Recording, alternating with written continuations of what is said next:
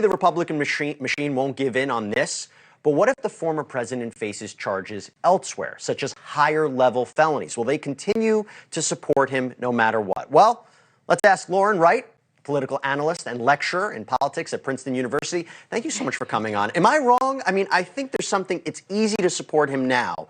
Yes. What happens if he gets indicted in Georgia, federal election, if the charges in New York are worse than we think?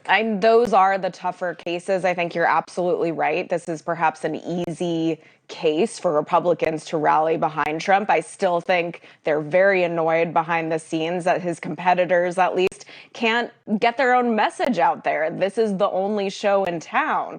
But once these other potential indictments come in, once we get really into the heat of primary season, they will have no choice but to go against him.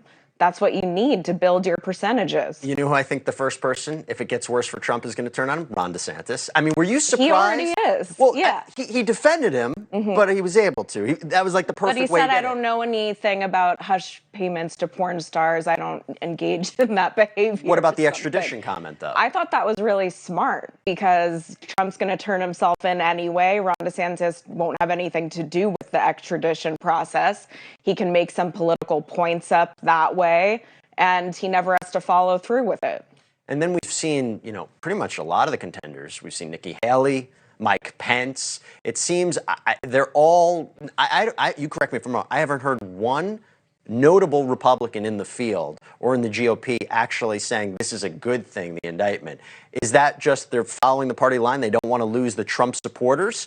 Or is it something more? They need to build up those percentages if they don't want to just be running for vice president. Eventually, they have to go after him. We might not see it for a while, but I don't think this is a good thing for Trump by any measure. I think he's dealing with the hand he's dealt. He wouldn't have raised his hand for it. And central to this indictment is the issue back from 2016.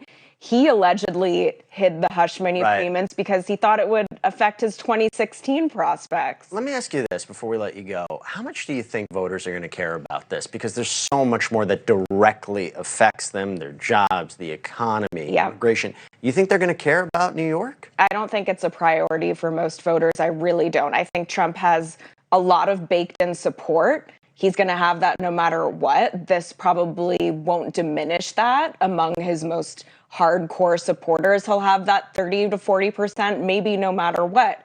But if he's the nominee, and that looks pretty likely at this point, moderate voters are going to say, look at all this chaos. I don't know about this. Yep. It's going to remind them of the bad things, and they do have other pressing issues. Well, I will take a cue from the man I'm filling into tonight.